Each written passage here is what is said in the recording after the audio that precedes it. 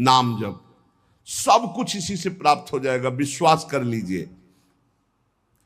तो लोग पूछते हैं कौन सा नाम जप करें, तो पहली बात है कि जो आपके गुरु ने नाम दिया है वो नाम जप करो। यदि आपने गुरु नहीं बनाया तो जो नाम आपको भगवान का प्रिय हो, गोपाल शास्त्र नाम में 1000 नाम है, विष्णु शास्त्र नाम में 1000 नाम है, राम कृष्ण हरि शिव, जो नाम आपको प्रिय हो नाम जप करो। वो आपको गुरु से मिला देगा, गुरु मंत्र दिलवा देंगे, वो आपको भगवत प्राप्ति का सब वही नाम करवा देगा। आप शुरू तो करो नाम जप करना। जिनको सौभाग्य से गुरु मिल गए हैं, अपने गुरु के द्वारा दिए हुए नाम पर आसक्त हो जाओ। और मन का एक स्वभाव है, ये बगल में कुछ लेके चलने का स्वभाव है, गुरु से हटकर कुछ लेके चलने का। ये स्तोत्र ले लें, ये नाम ले लें, ये इसका स्वभाव है। इसी स्वभाव को हटाना है। गुरु ने कहा राम तो राम, गुरु ने कहा राधा तो राधा जीवन, उसी से आप देख लेना सब कुछ प्राप्त हो जाएगा। नाम की बड़ी महिमा है। विभिन्न ग्रंथों में भगवान के विभिन्न नामों को गाया गया है।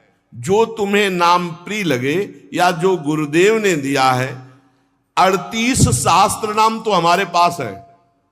भाई जी महाराज श्री हनुमान प्रसाद पोद्दार जी कहते 38 शास्त्र नाम तो हमारे पास है, 38 सहस्त्र नाम। और भगवान के अनंत नाम हैं। सभी भगवान के नाम समान बलशाली हैं, पर विशेषता होती गुरु प्रदत्त नाम में। जैसे गोस्वामी जी को राम नाम सर्वोपरि, चैतन्य महाप्रभु कृष्ण नाम सर्वोपरि, हरिवंश महाप्रभु राधा नाम सर्वोपरि, कोई हर्ज नहीं। उसी एक परम तत्व के अनेकों नाम हैं, जिसको जो प्रिय लगे खूब पकड़ लो उस नाम को, जोर से बार बार उसे जपो। राधा राधा राधा राधा राधा, अब 2 घंटा जपा, इसके बाद दे दिया पूरे विश्व को, धन्य हो जाए हमारा विश्व, हो गया। क्योंकि आपका भजन उतना जाकर समाज को सुख पहुंचाएगा। इसलिए गुरु मुख से ही नाम जपना चाहिए। अगर नहीं है तो आप देख लो, कोई न कोई संत के मुख से वो नाम तो निकला ही है। राम कृष्ण हरि, जो भाई जी महाराज कह रहे हैं 38 शास्त्र नाम तो हमारे पास रखे हुए। तो जो भगवान का नाम निरंतर रटते उनमें दिव्य शक्ति जागृत हो जाती। जैसे 2 लकड़ियों के बार बार घर्षण से अग्नि उत्पन्न हो जाती शक्ति। देखो ना, 2 पत्थरों को आप रगड़िए तो उनमें चिंगारी पैदा हो जाएगी। तो दिव्य चिदानंद में नाम जब हमारी जिह्वा पे रगड़ होती है तो उसमें ऐसी महान शक्ति जागृत होती। ज्ञान भक्ति वैराग्य विपत्ति दुख का नाश सब।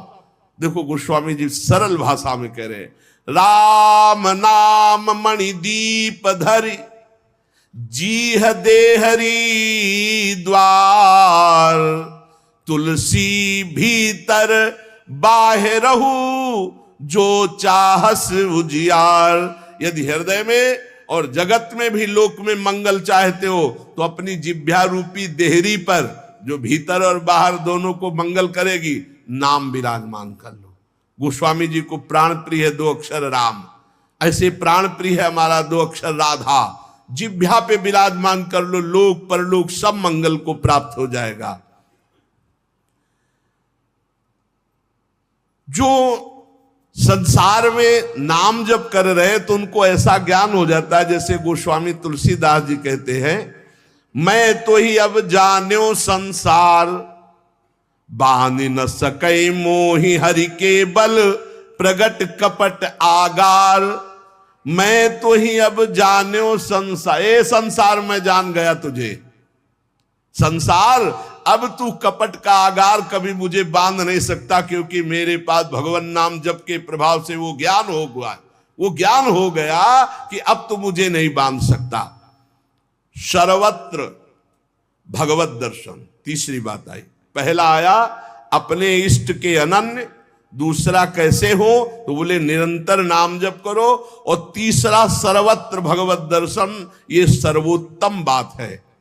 चाहे वो चांडाल हो, पशु हो, पक्षी हो, जड़ हो, चैतन्य हो, जहां तुम्हारी दृष्टि पड़े तो उसमें देखने की कोशिश करो, इसमें भगवान श्री हरि विराजमान है।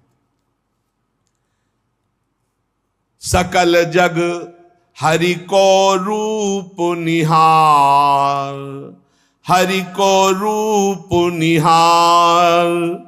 हरि बिनु विश्व कतहु को नहीं, ये मिथ्या भ्रम संसार।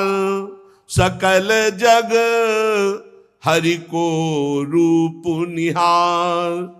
जैसे दूर से पड़ी हुई रस्सी सांप दिखाई देती है, न सांप पहले था ना बाद में रहेगा, बीच में भास रहा है, और बीच में है रस्सी, भास रहा है सांप। ऐसे ही ये संसार पहले नहीं था, बाद में भी नहीं रहेगा, बीच में भास रहा है, और है श्री कृष्ण, है प्रभु, और भास रहा है संसार। तो सकल जग हरि को रूप निहार।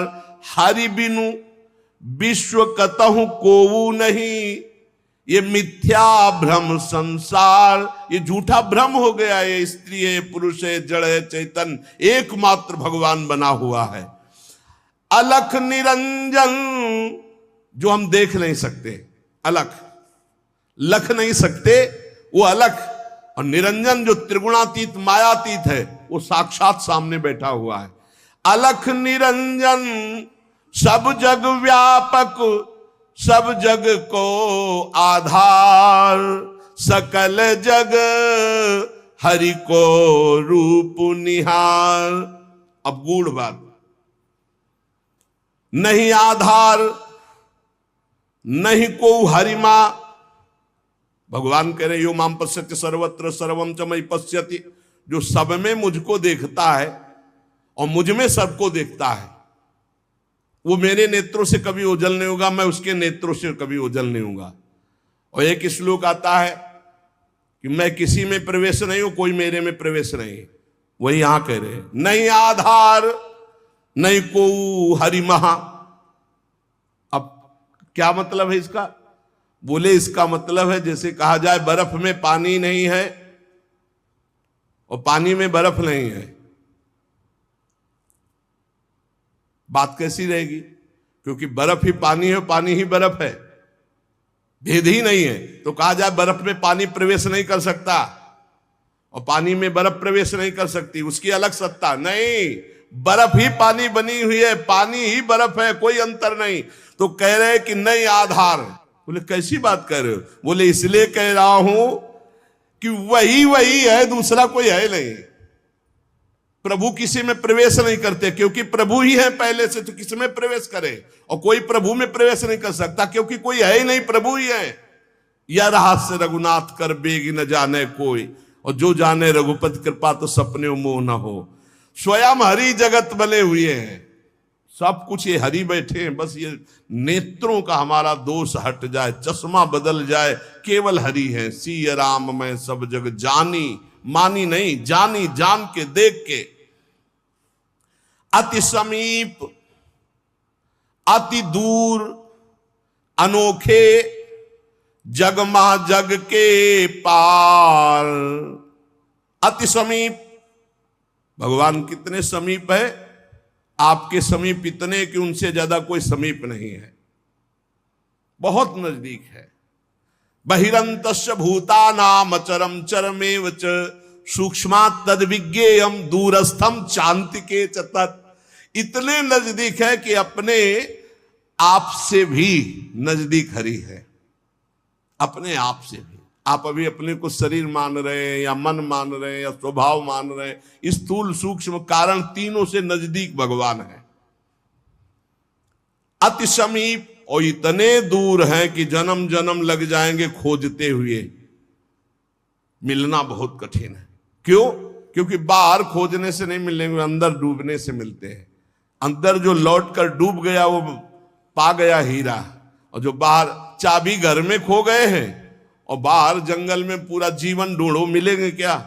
घर में लौटो तो सर्वात्मना न विसृजेत बहिरिंद्रियाणि अंतश्चर। अंतर में आओ, बहिर्मुख बात छोड़ो, अंतर्मुख हो करके एकस चरणदास चित्त मनंतई से अकेले अंदर घुसो।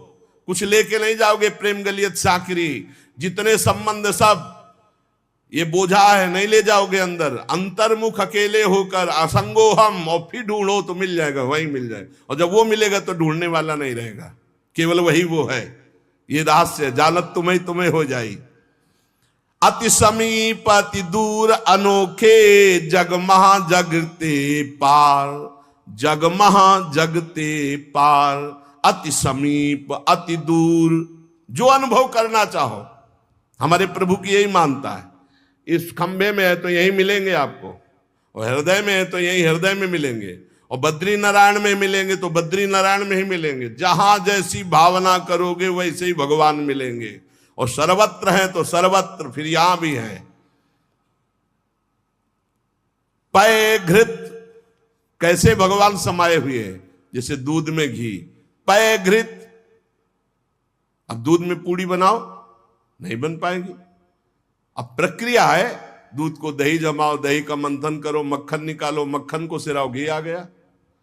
ऐसे ही गुरु प्रदत्त साधना के बिना यह दृष्टि नहीं प्राप्त हो सकती। सर्वत्र श्री भगवान है। भगवान कैसे समाये हुए हैं? पय घृत, दूध में घी के समान। पावक काष्ठ, जैसे अग्नि और लकड़ी। लकड़ी में कहीं अग्नि है, लेकिन घर्षण करो, अरण्य मंथन उसी को तो कहते हैं। लकड़ी के घर्षण से अग्नि पैदा हो जाती।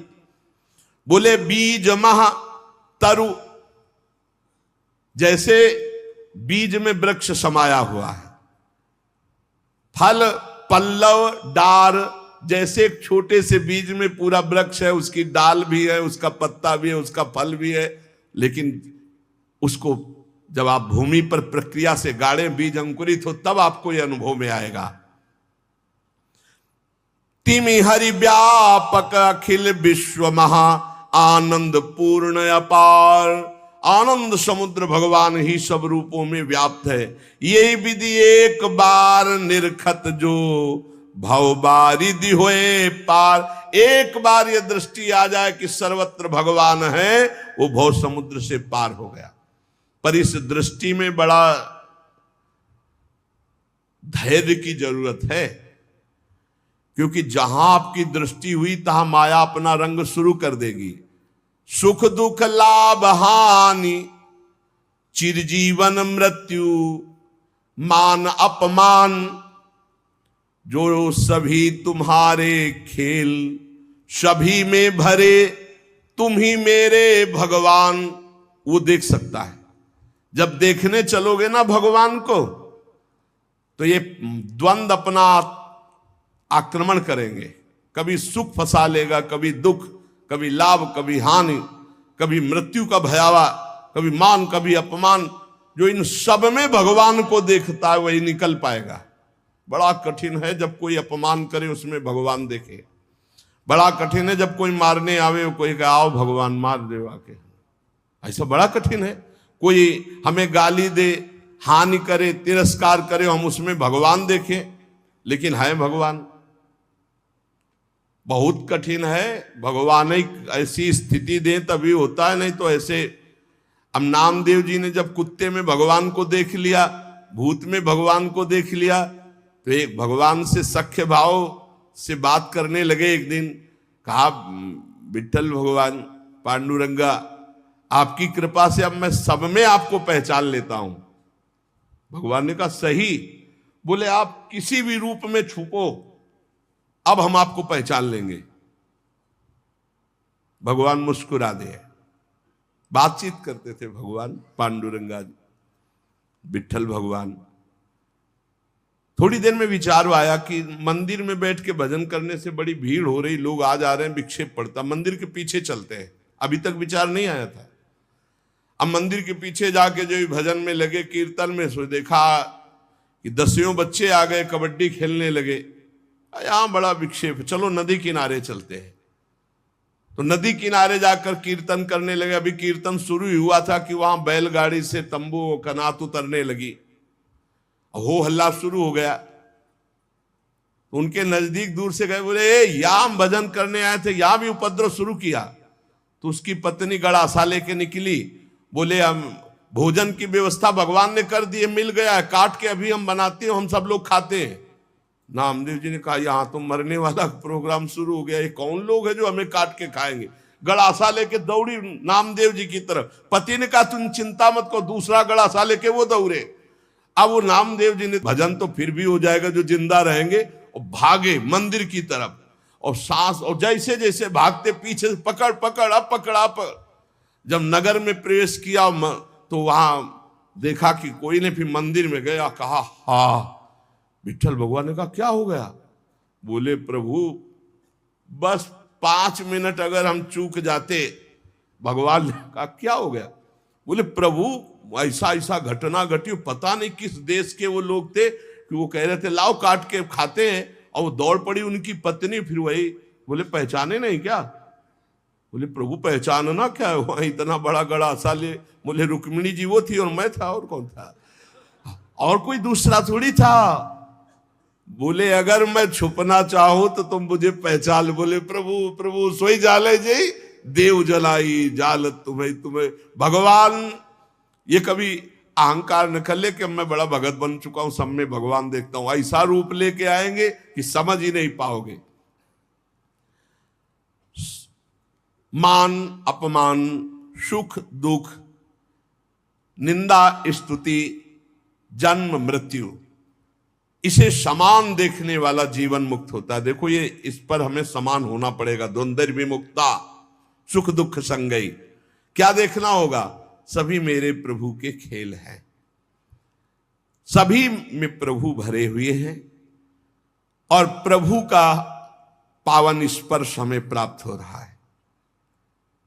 इससे मिलता मुझे सर्वदा, सब में सुखद तुम्हारा स्पर्श।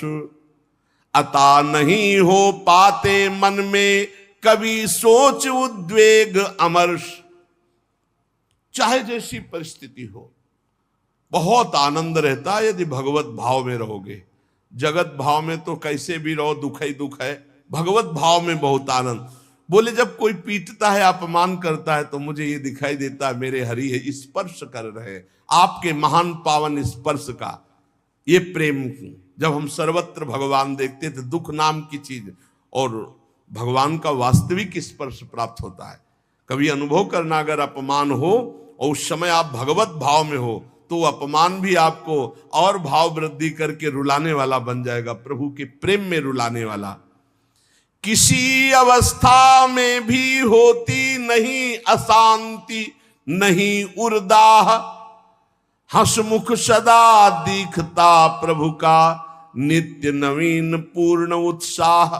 दृढ़ विश्वास हो जाता है, इसलिए अशांति नहीं होती। एक दिन एक सन्यासी संत विचरण कर रहे थे, तो कुछ उद्दंड लोगों ने सोचा कि कुछ अर्थ होगा, पर उनको ये पता नहीं था कि ये सन्यास के नियम से जो चलते हैं उनके पास अर्थ नहीं होता। वो कभी धन का स्पर्श नहीं करते, नहीं, जो सन्यास धन का स्पर्श नहीं, काठ की स्त्री का भी स्पर्श नहीं। बड़ा नियम, सन्यास धर्म का मतलब ही होता साक्षात नारायण स्वरूप।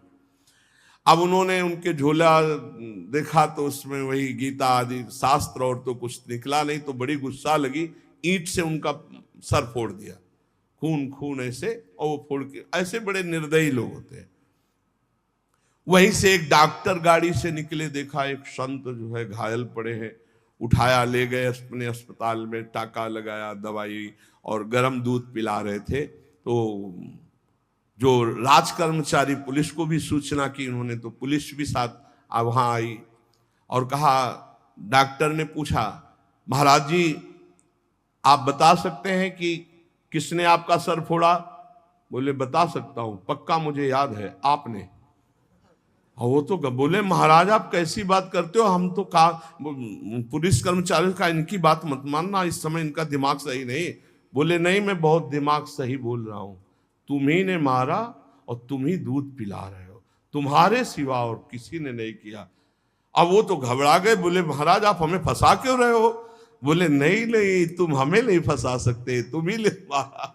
जब फिर वो डॉक्टर के ऊपर पुलिस वालों ने कहा महात्मा सही बोल रहे, तो उन्होंने पुलिस वालों से कहा कि आप समझो मेरे भगवान ने वो रूप रखकर मुझे मारा और इस रूप में भगवान ही मुझे बचाए, तो भगवान ही तो है ना। तब डॉक्टर बचे। नहीं तो सिद्ध पुरुष अपनी भावना में बोल रहे, बेचारा फंस जाता। आप ही पीटने वाले हो और आप ही दूध पिलाने वाले हो, इसमें कोई अंतर। इसलिए किसी भी तरह उनके हृदय में अशांति या जलन नहीं होती। चाहे वो राम उपासक हो, शिव उपासक हो, कृष्ण उपासक हो, जगदम्बा उपासक, अपने इष्ट को सर्वोपरि मानना और किसी के भी इष्ट की निंदा न करना और उसको नीचा ना दिखाना, अपने लिए अपने इष्ट को सर्वोपरि मानना,